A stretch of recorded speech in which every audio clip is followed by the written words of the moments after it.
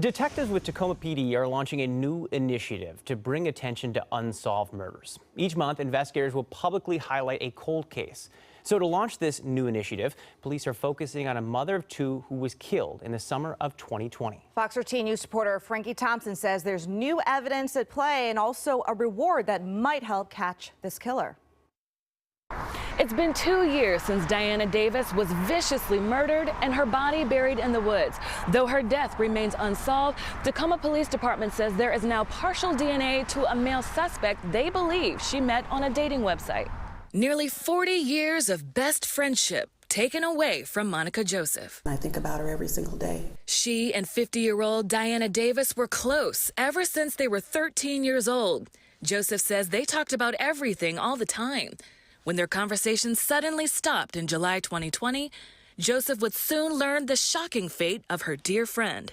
I couldn't believe it at first. I'm like, no, there's got to be an explanation. Police say Davis was last seen alive July 27, 2020 in Tacoma. The final signal from her cell phone was located near Lumen Field in Seattle that evening. Investigators say 2 days later on this alley in Tacoma, Davis's car was found burning, her purse inside. Her family reported her missing, and days of searching came to a painful end on August 5th when investigators say Davis's body was found buried in the woods at Snoqualmie Pass. Who could have done this? Who could have done this and why? This person went through a lot of effort to cover up this crime. Not only did they take her out in the woods and obviously bury her in a place where they probably didn't think she'd ever be located, but they also went through the effort to burn her car to hide evidence. And that's not something you're going to see usually in a random crime. Detective Jack Nasworthy says extensive forensic analysis revealed Davis died from multiple blunt force injuries to her face.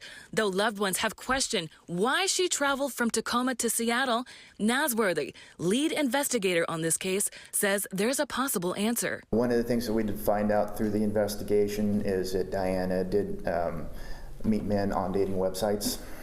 And our working theory is that she had arranged to meet somebody in Seattle the night that she disappeared. He says Washington State Patrol helped them discover partial evidence of a male suspect.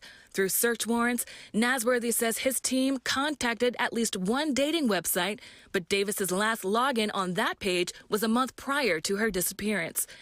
In their search for the killer, they hope to learn where else Davis was logging on and who else she was talking to. Seek out information from the public about anybody that, like I said, might know contacting her in the past. Said, well, when I talked to her, this is the dating website that we talked on.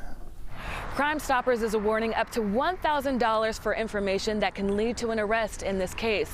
If you think you may have seen or heard something about Diana's death, you are asked to call Crime Stoppers right away. You can remain anonymous. Reporting in Tacoma, Frankie Thompson, Fox 13 News.